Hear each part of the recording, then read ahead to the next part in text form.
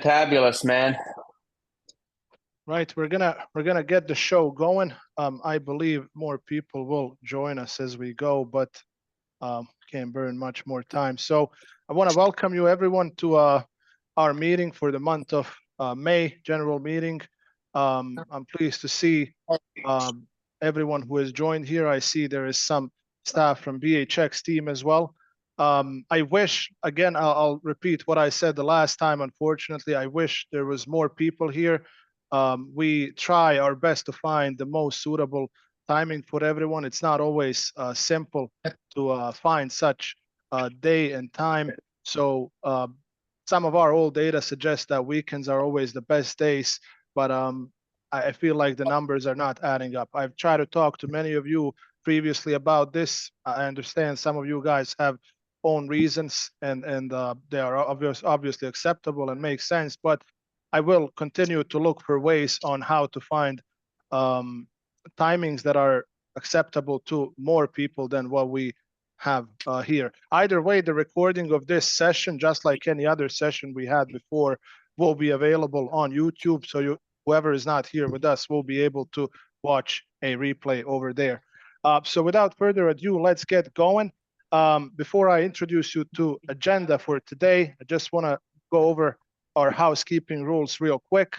So number one, during the presentation, please keep the microphones muted so that everyone else can focus on the content that's being presented. Number two, when participating, make sure to control the background noise.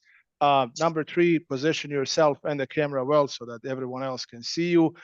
Be an active listener. Most importantly, the content that we present here holds important value and information for you. Number five, do not multitask. If any of you are driving as we speak, I recommend to you to quit the meeting and watch the replay on YouTube. It's not good to follow the meeting and drive. It's not good to be distracted while driving. And now it's time to look at our agenda for today. So first off, we're going to check what we did in month of May as far as loads and business analysis goes. We'll also look at a couple of samples for dispatch settings that I want to bring to your attention, mainly people who had made the most out of the previous week. So I think their samples might be valuable to look into for some of you guys. Safety subjects that we will focus on today, there's two of them. Number one, proper load securing. Number two, emergency and accident procedures. We will also check our on-time performance for the previous month. We'll also look at who are the best 5 performers in month of May. We're going to have a quick drive-through driver referral program. I'm going to give you a quick reminder as to what the program offers for you and how you can benefit from it. And finally, we'll wrap it up with an entertaining quiz, checking our knowledge on how well we understood the material presented, and we'll have Q&A at the end of the session as we always do. So let's look at the month of May and the loads compared versus the previous 3 months. So in month of May, we had a slightly higher number of loads available versus April. So the 39,270 is the number of loads that were imported into our app during month of May. We have placed a total of 11,933 bids.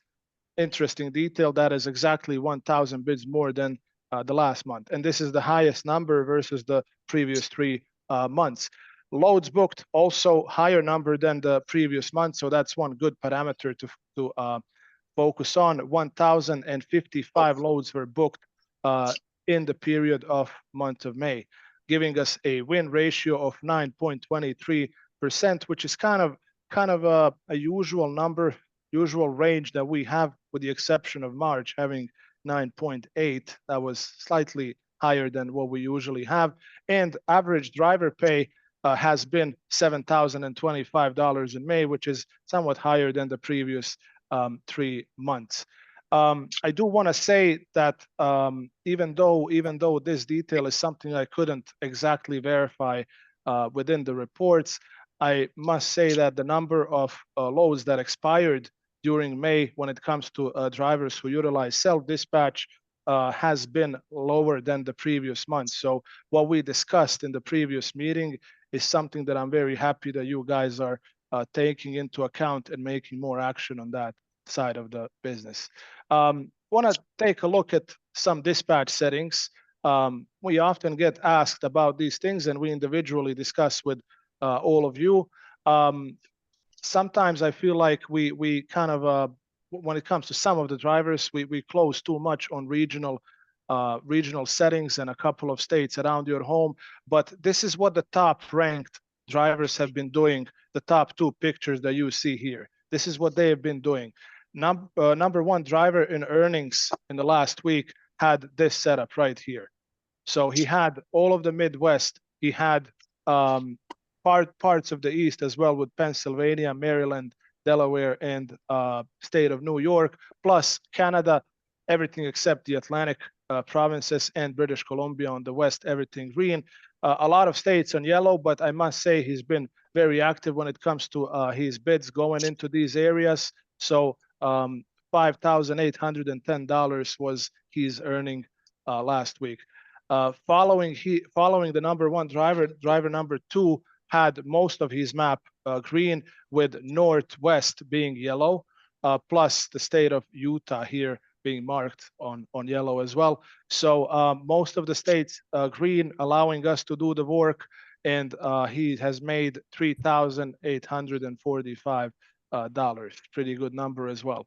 Kind of a balanced proposed setup for what you guys might consider based on the feedbacks and our data as well. As you can see here, everything to the east has been marked green, with exception of city of New York here, which is added as an exceptional city.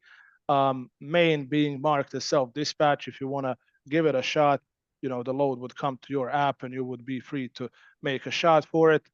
Florida, same case, given that our current numbers with Florida indicate that there is a difficulty getting out of there. So you might want to kind of consider, depending on the circumstances and the time in the week and the rate as well, if you want to give that a shot or not. Speaking of the West, Northwest is pretty difficult lately. It's very difficult to get a load out of there. So we haven't had a lot of luck with people who have gone there. We had to mainly book loads going down towards LA and then connecting back to Texas or somewhere else in the Midwest. So Northwest hasn't been giving us a lot of luck.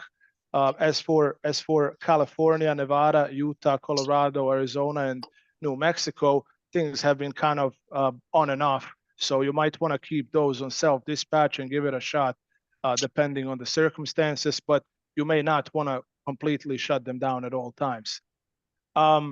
If any of you want to have a specific discussion with us regarding your dispatch settings, if you want to have a specific dive in, and if you want us to provide a feedback specifically to your situation, we can always do that. We're 24/7, and our people are ready to jump in when it comes to this type of discussion. Moving on, we're going to go into the safety portion of the meeting. Like I said, we're going to check two things today. We're going to talk about proper load securing, and we will also revisit our accident protocol. So let's dive into the first one. Proper load securing. How we secure our loads is a very crucial element to our safety of the people around us and the goods that we're transporting. Improper load securing is a major risk that almost always comes with certain consequences, ranging from shifting and movement of the goods while in transit. So it endangers you while you're driving, over goods getting damaged, all the way to customers voicing discontent regarding you not following this particular safety procedure. So that's right. Proper load securing is a very important element of safety itself. So first, we're going to look at why proper load securing matters. What are the most standout reasons that are relevant to what you guys are doing over there? We're also going to touch upon the dangers that are involved in this process. And also, we're going to mention and remind you what the equipment and procedural requirements are when it comes to this subject and you guys operating on BHX loads. So let's look at the reasons first. Number one, obviously, there are legal requirements. Cargo securing is not just a safety practice, but it is a legal obligation. Many jurisdictions have specific regulations regarding how cargo needs to be secured during transport, depending on its weight, shape, and size. And failure to comply can result in a variety of fines and penalties. Specifically to what we're doing, guys, in the event of a claim over damaged goods, one of the first things that the customer is going to look at is how properly have we secured our freight and whether that contributed to the damage that was caused. And this is the reason why you guys are sometimes asked to provide photos of the load secured in the back of your van. Number two, safety, as we said, this relates to your safety, safety of the people around you, and safety of the goods that you're transporting. Unsecured cargo can shift during the transit and possibly result in injuries, accidents, and even fatalities. Fortunately, we never had such outcome to occur, but we did have one situation that nearly ended that way. And I will show you a picture of that situation on the next page.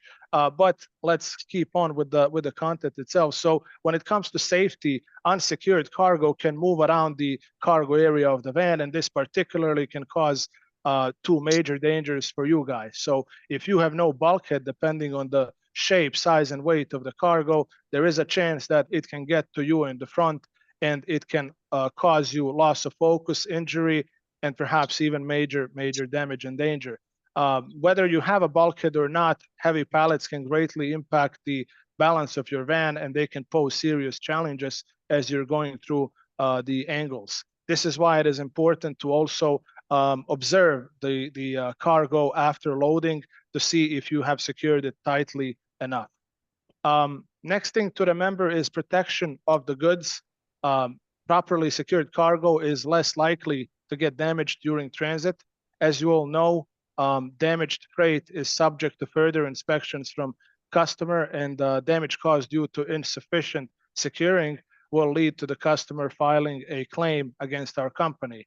So this is another reason why we need to be extremely careful over this. Some of the goods that we transport are valued up to $100,000, and these claims can be a very big deal. So we need to be extremely careful regarding this. And this is why the next step, number 4, reduced liability and documentation plays a vital role. So extremely connected to the previous points, we highly recommend that you provide photos of the secured load before departing, because this photo allows us to show to customers that the securing protocol was followed upon and we did our job to prevent damage during the transit. In the event of goods getting damaged when received by the receiver, inspection will follow.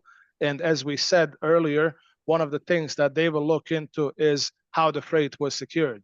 If a receiver spots unsecured freight in your van upon arrival, one of the first assumptions that will be raised is that the freight was not secured, and that will direct the whole inspection towards you. So another thing to keep in mind, it's very important that we provide those photos before we depart, not after. In some cases, I noticed that we provide photos of unsecured freight, and then after that, we secure it and we do not provide the photo of secured freight, which results in customers coming back to us and saying, hey, can you stop the driver? We need a picture of the freight tightly secured before you proceed.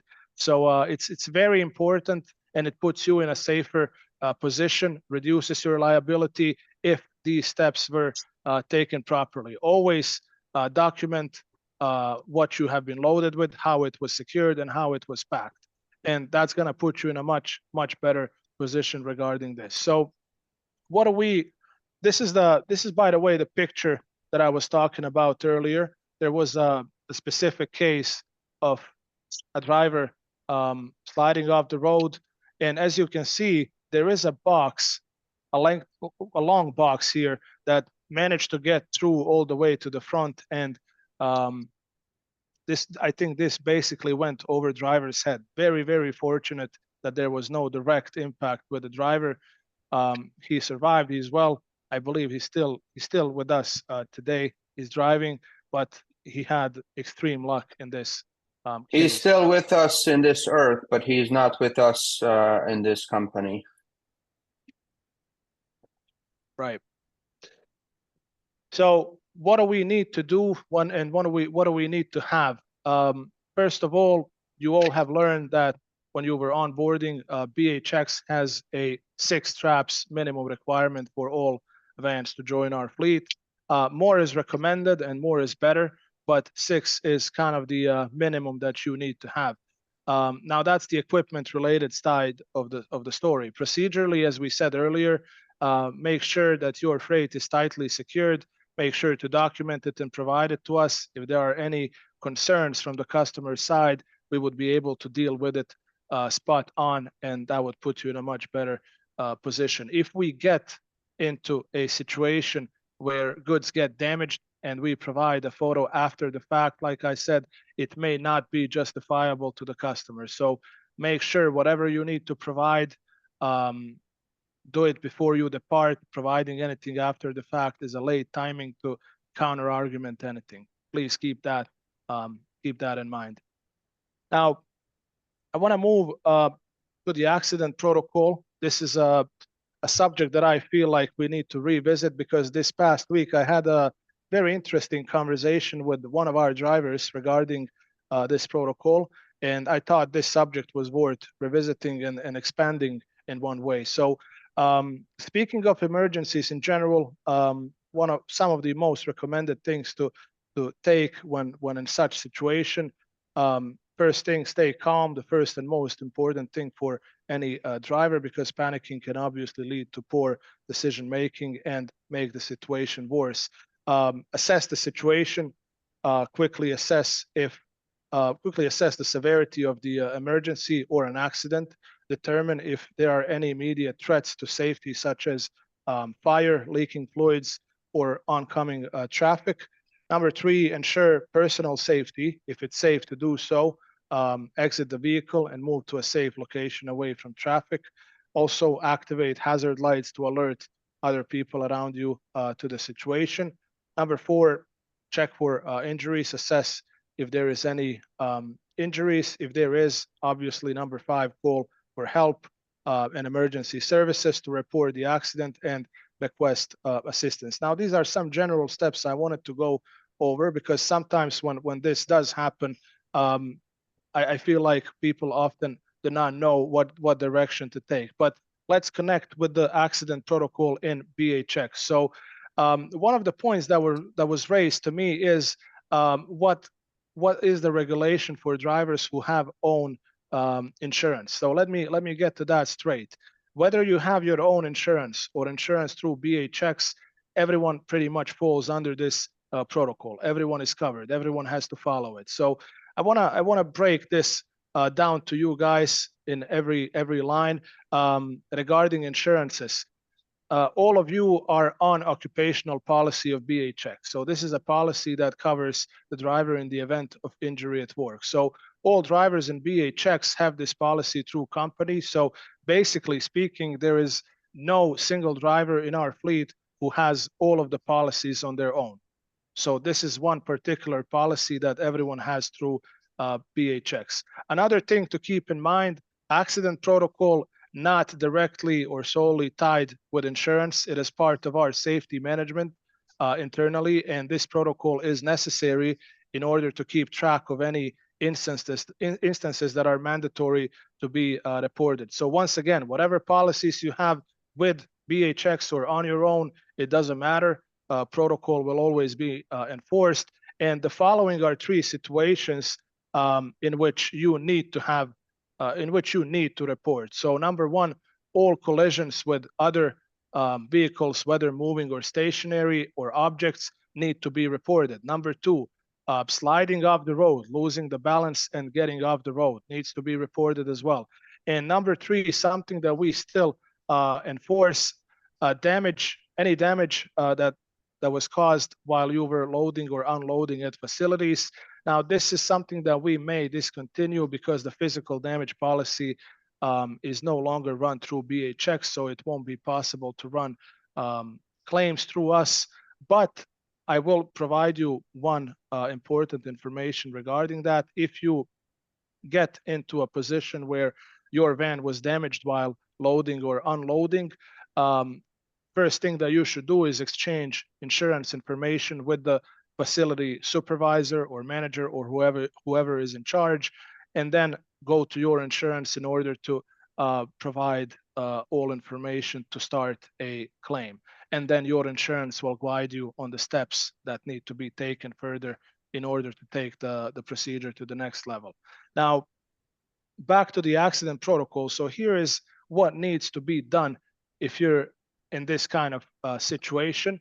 First, once all the emergency guidelines were taken and you have taken care of yourself, you want to reach out to BHX to inform us about what happened. We're 24/7. Every dispatcher here is aware of the procedure. They will know how to respond to your case. So reach out to us, explain to us what happened as briefly as possible as the situation allows.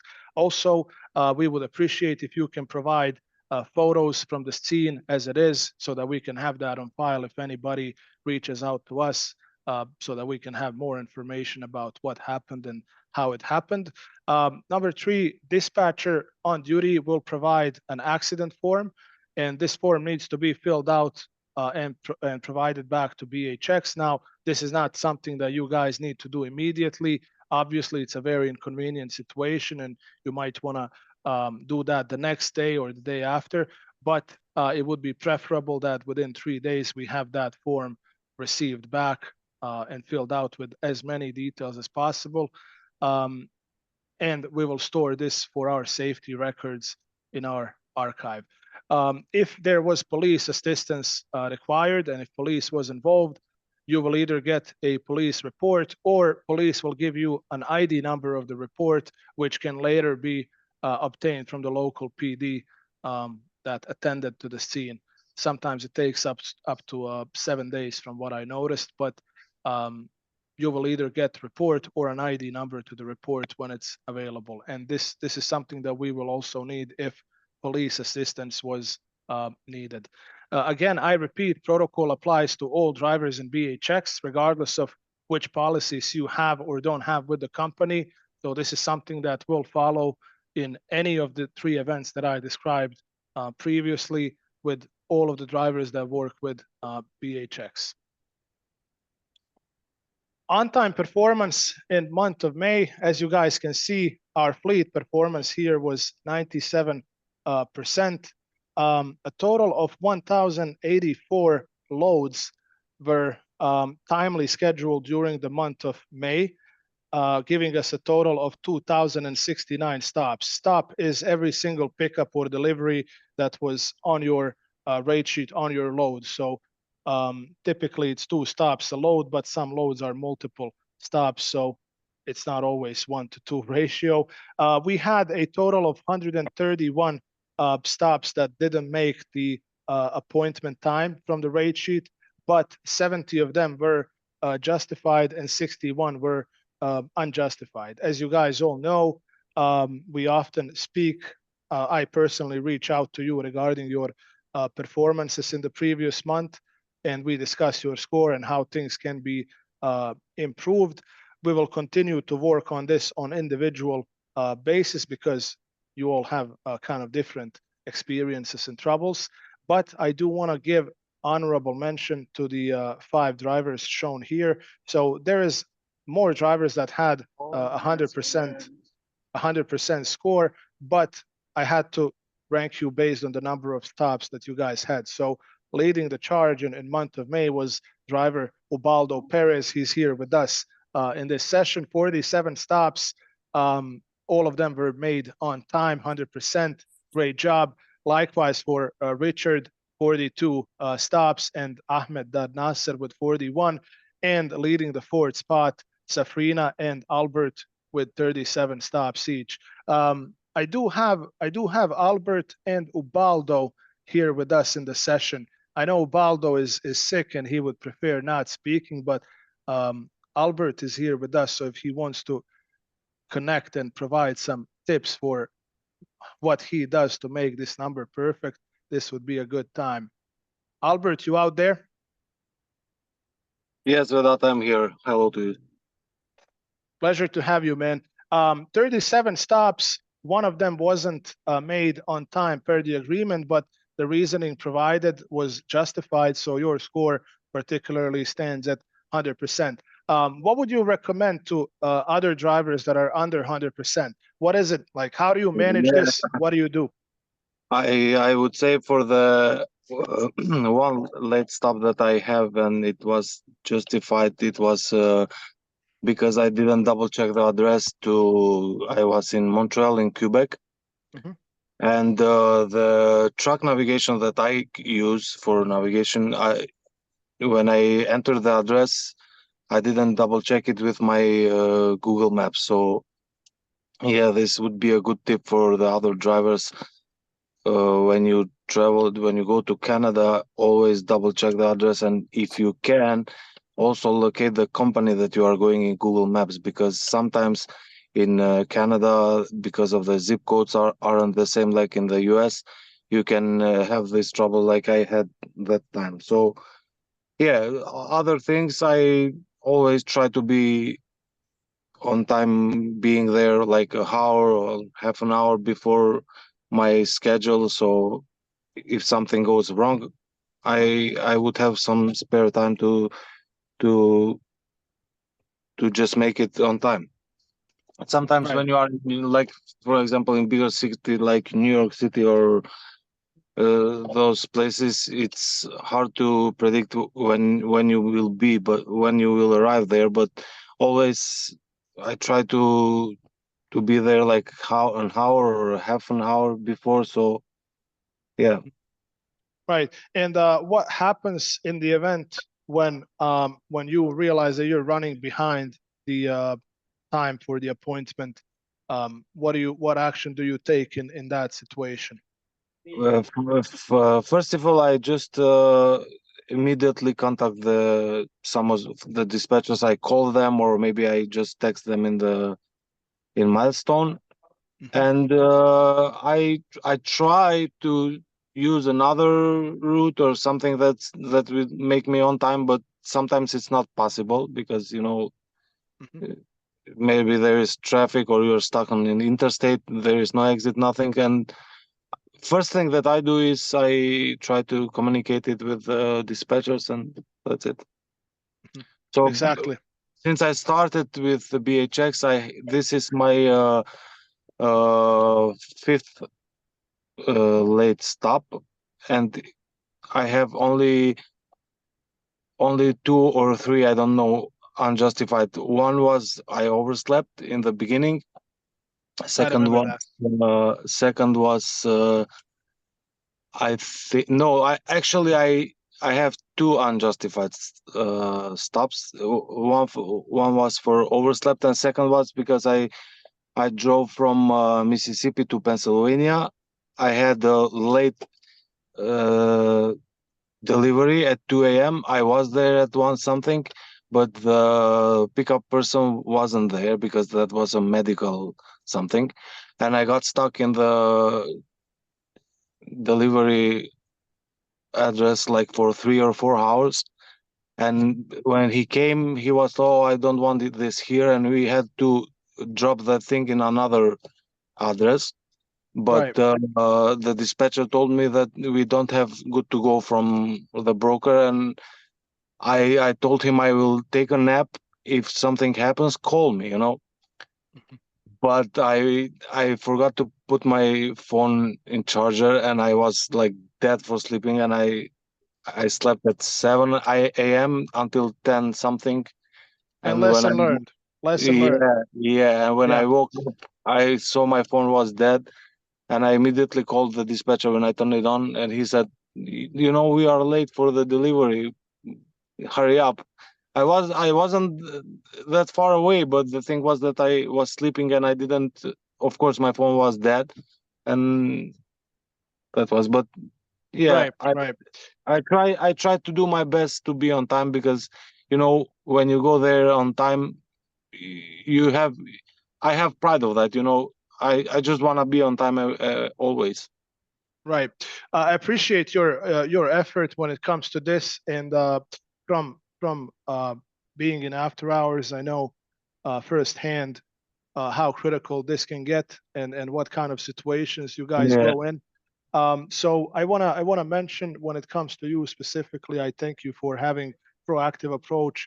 Thanks to everyone else, everyone has stepped up when it comes to month of May. The numbers are looking better than in the previous months, and all those conversations and guidance that we had to go through, it's giving a result. So that's a good thing to see.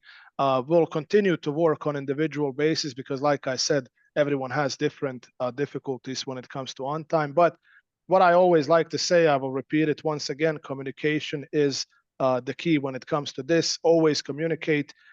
Whatever conditions you encounter on the road, it's very critical that you communicate them as you get into them. So as soon as it is convenient to provide an update, please do so, because providing any explanation after the fact, after we have already arrived late, it's not going to be acceptable to our customers. Most of our highest or most reliable customers that give us most loads every single month, they have their own internal on-time ranking for the carriers, and this severely determines which carrier gets the load. So keep in mind what we're doing here. This is our collective approach to improve our chances and have a better standing and better chance to get those loads. So let's work on this. Like I said, there are reasons such as traffic, weather conditions, road closures, and so on that everyone will understand, but they need to be communicated right away. Also, as Albert mentioned, try to use multiple alarm system. If you're not reliable when it comes to one single alarm, I think no one in the world is. So always have like multiple alarms. I personally have that, and I make a gap of 2 minutes between them, so that they annoy me enough for me to wake up and give up on trying to gain extra 5 minutes. That will never. Yeah. So anyways, we'll continue to work on this. Props to everyone for stepping up. Thank you, Albert, for sharing your experience. I'm very unfortunate that Ubaldo is not feeling well enough to comment, but that's okay. We wish him a speedy recovery. I want to also give you guys a run through referral program. So we launched this a couple of months ago, and we discussed this in one of our previous meetings. It's good to see that some of you are making additional income through this program, but I feel like we can do much better. So I'm gonna give you a quick run through this, just a quick reminder. So the best drivers often come from recommendations, and we want to reward you in every situation where you help us build an outstanding team and bring someone that you know that has the values that we recognize in the best drivers profile. For every qualified driver that you refer to us, you will be eligible for a generous referral bonuses. So how does it really work? Refer a qualified driver to BHX. Once the driver completes onboarding and delivers 3 loads successfully, driver becomes a successful referral, and you receive your bonus. There is no limit as to how many drivers you can refer. In fact, more drivers will result in higher bonuses per referral. So here is what exactly we're looking for.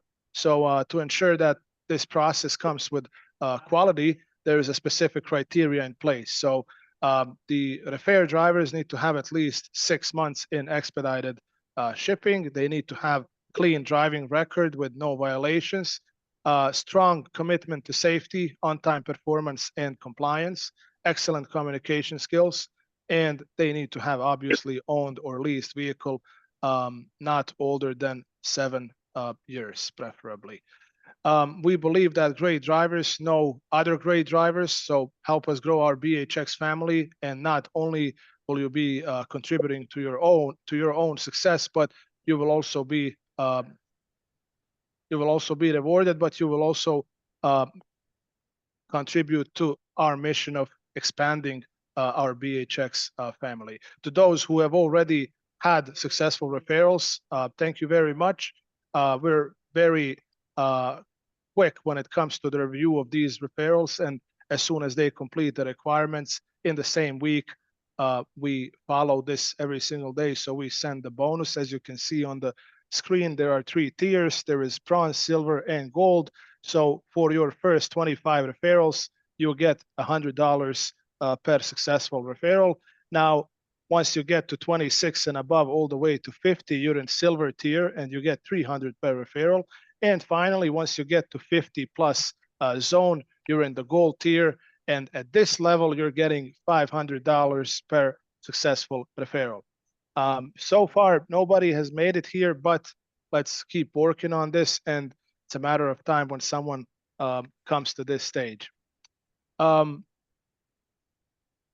Now it's a quiz time. It's time to see what we learned today and how much we have really focused on what Vedad was talking about.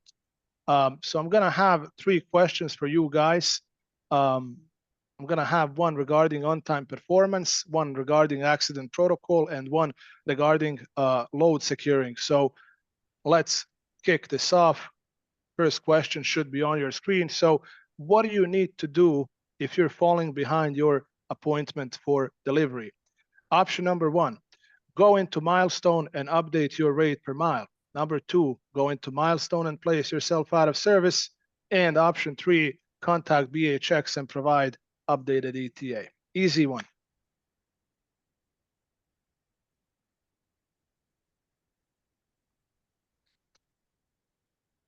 Okay, so there we go. So 12 responses. Obviously, option number 3, contact BHX, provide updated ETA, the correct answer. Everyone got it right, so that's pretty good. Now let's see what we did when it comes to accident protocol, how well we have learned that. Which of the following falls under BHX accident protocol? So number 1, updating dispatch settings. Number 2, updating ready date and time. Number 3, providing a filled out accident report to BHX. And number 4, none of the above.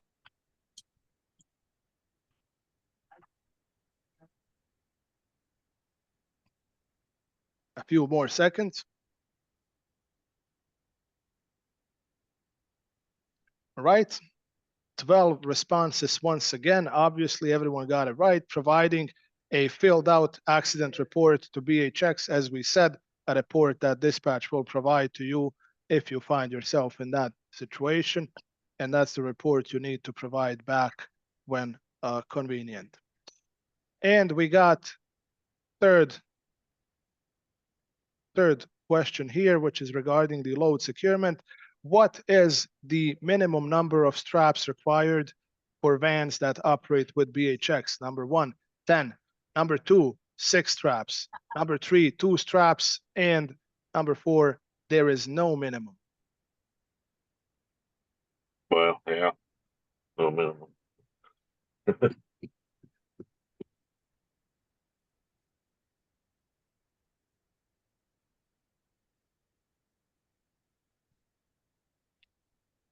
10 responses this time. It seems like we're a bit uncertain on this one. So 9 of you got it right. The minimum that you need to have is 6. I see one person selected 2 and one person stated there is no minimum. So as we discussed during the session, the absolute minimum that you need to have is 6. We recommend more. We say more is better, but 6 is the minimum that you need to come in with. So I don't see the names who selected these options, but that number would be 6. In any case, it's time for Q&A. So I welcome you guys to jump in. If any of you have any questions regarding the materials that we discussed today, if you have any points to add on top of what we discussed, if you have anything that's not perhaps related to our points of discussion, this would be the right time. Feel free to come in. I just got one thing to add to the accident thing. I recovered a load from a Panther driver not long ago who had hit a deer, and his dispatch didn't tell him or help him with anything. He himself, the dispatcher, called a tow truck and had the truck towed to a truck stop and just dropped the guy there, which is where I recovered the load. But he didn't get a police report. He didn't have any documentation that he hit a deer, anything. So he was in limbo that then caused him to have to pay to tow his own truck to a facility that would fix it. But they Per just melody, brought him per to the melody, nearest- BHX is better than Panther in every way. I have zero love lost for Panther. I'll just tell you that flat out. Whenever I know that I'm hauling a Panther load, I worry because they don't answer questions and I'm stuck waiting. That's why we protect you now by not telling you whose loads you're hauling. We don't want you to worry. That's not true. You just don't want me to talk to them because you know I'm not nice.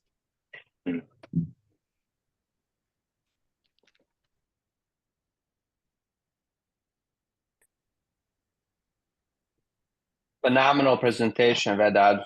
Any other questions? Thank you, sir. By the way, guys, I do want to say one more thing. Here with us in the session is our dear colleague Yasmina. She is the head of recruiting when it comes to referral, particularly if she wants to add anything to this subject, or if you need more information on what kind of drivers you need to look for and you want to succeed in this program, you know, feel free to raise any point you might have about that. Thank you, Vedad.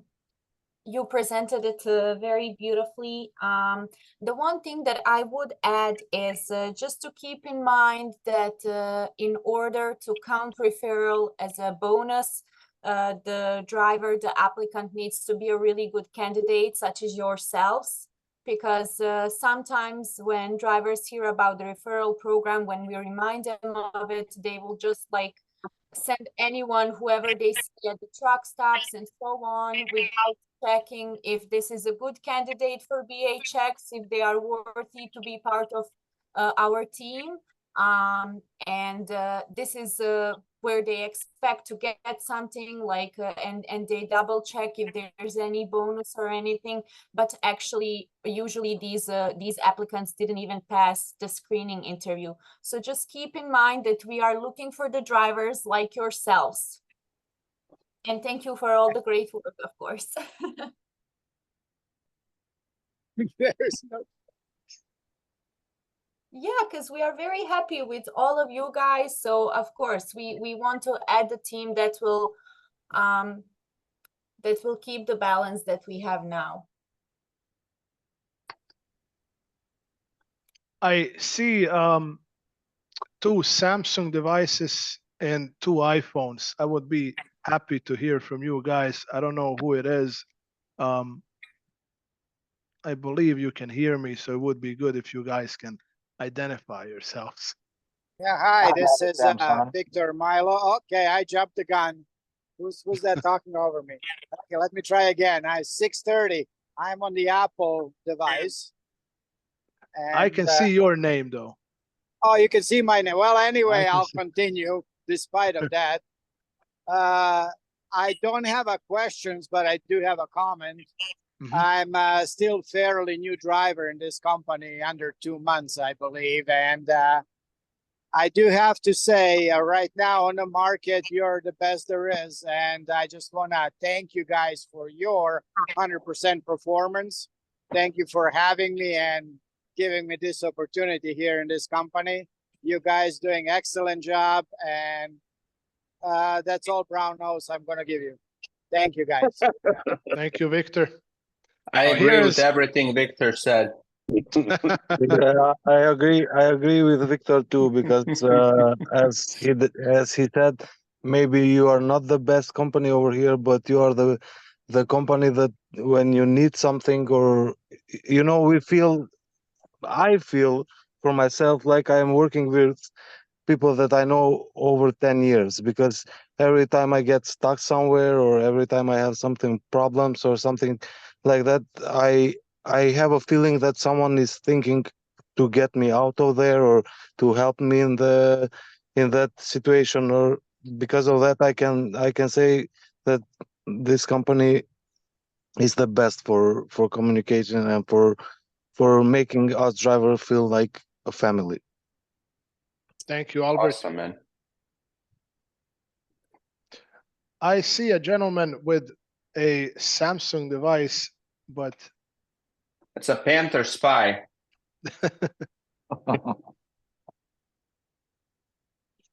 The Panther Spy melody sent in.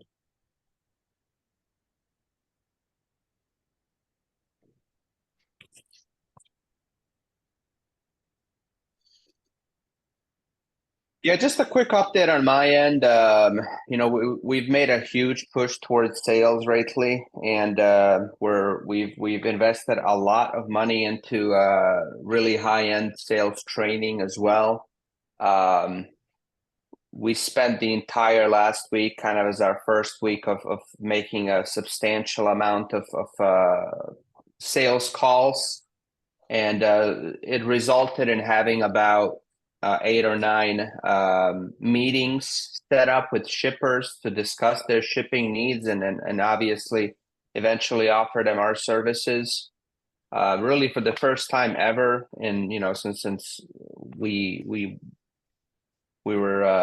became a company, we've put a focus on sales. And on top of that, for the first time ever, have we had a really good sales training and programs. So the goal with that is to go out and get our own shippers, get our own manufacturers, and you know, work more with direct freight and less with freight brokers.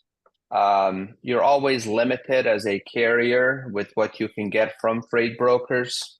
No matter how amazing your service, no matter how amazing your drivers are, no matter how amazing your technology is, you know, there's going to be a lot of brokers who just want the cheapest amount possible.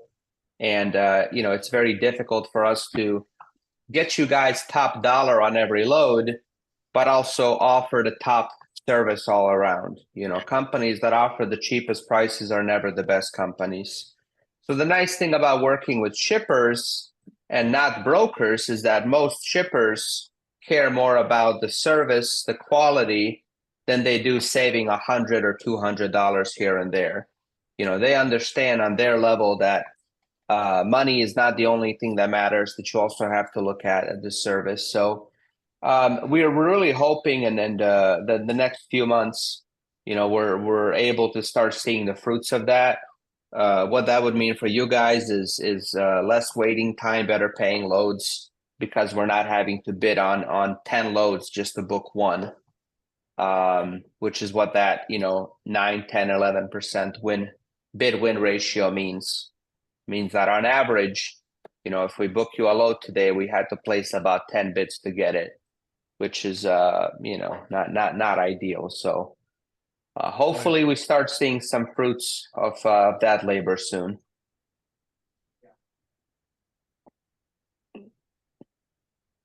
That would be great, hopefully. All right, Vedo, anything else you want to go over? I would just like to say to those of you who are here, I believe most of you from this list have successfully transitioned to your own physical damage policy. This is the big transition that we were doing in the last 2 weeks. So thank you for your quick cooperation. I know there is a few drivers out there who still didn't complete this, so we're gonna keep working with you to get this done this week. I see you, Victor. We're gonna keep working with you guys regarding that, and we'll have to get it resolved this week or whatever is the soonest time possible. This is one move that we had to make. I went over this with you guys in announcement and individually during our discussion. Like I said, the rates were going up despite our performance, which based on our records was not bad. In fact, it was much better versus the previous years. However, the rates kept going up, and also most importantly, the whole situation when it comes to claims, we were not satisfied. You guys were not satisfied. It was time consuming, and it was kind of difficult for us to be in the spot of a middleman where the expectations were not not right, not justifiable. We were supposed to be the communicating middleman between the driver and the insurance agency and the adjuster, but there is a lot of parties involved. We don't have direct control of the process, and unfortunately, it seems like one thing that all of the cases that we had running had in common is that all of them were taking extremely long time, and it was very, very difficult having any kind of impact on the pace of the process itself. So it was a move that we had to make, and I'm glad that many drivers have successfully transitioned, and it was done in a timely manner. So thank you to those who did, and like I said, we hope we'll have that wrapped up with the rest in this upcoming week. Vedat, I have a question. Sure. I'm feeling bad because I have it ready with the Progressive, but I just need to activate it. But I contacted 2 or 3 days ago. I contacted you guys, and I talked with Hafsa, and she said that some of the drivers will send me a number of an agent. While we are here, can I ask the other drivers how much do they charge them monthly for this insurance? Depending on Approximately. I know it price, won't be the same for everyone, but Progressive quoted me at $700 for 2 months. So is it okay? Should I go with it? Because I'm not sure if that's the price or they How just want much? $680 for from yesterday to 7th of August. perfect, cheap, take it. It's less than $100 a week. That's you're not going to find any better. And anyway, the price depends on where your van is registered. In Pennsylvania.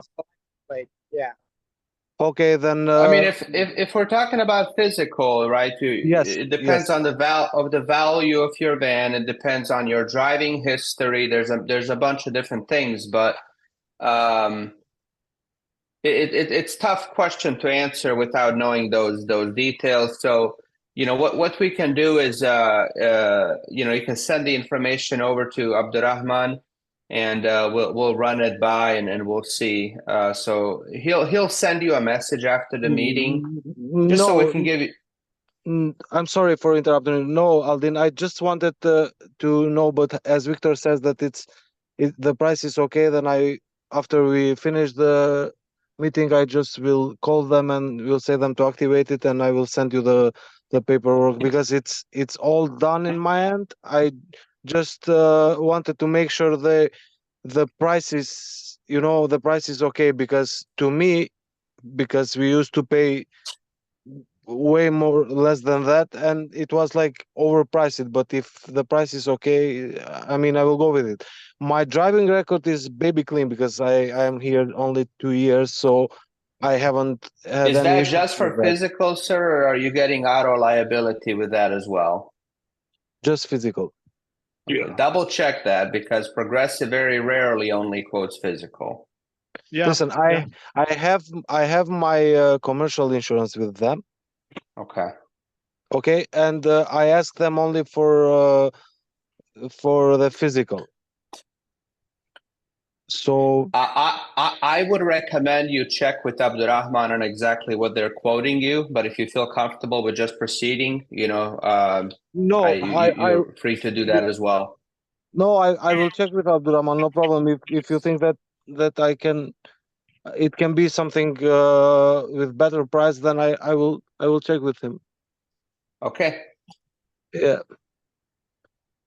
Thank you, and I'm sorry that I didn't provide it until now. No, All it's good. completely fine. Completely fine. And just to add up to what Aldin said, it's extremely true. Progressive usually comes up with these bundled packages of policies, which is usually more than what you ask for. And it's very important to analyze what they're giving to you on your certificate before proceeding. So Albert, send us over the certificate and we'll have a look, and we can have a more in-depth discussion of that, because that number is taking me, from what I see, that's about a 5 weeks of coverage, and that comes to $135 a week approximately. Yeah, No, it's not pretty 5. high for physical only. But Yeah. listen, just so we're not taking up too much time now and here, Vedad has a PhD in reading insurance certificates. So I feel confident that you'll be in good hands with Vedad, and Abdurrahman is his pupil. So between those two, I mean, it doesn't get any better than that. Not even Progressive has better agents than that. Oh yeah, I know that. I know that. All right. If we have no other points, no other questions at this point, I want to welcome you all for joining our meeting. Thank you for your contribution. Keep doing the great work as you do, and I look forward to seeing you all on our next monthly meeting. Until then, stay safe and take care of yourself, guys. Thank you. Thank you. You too. God bless.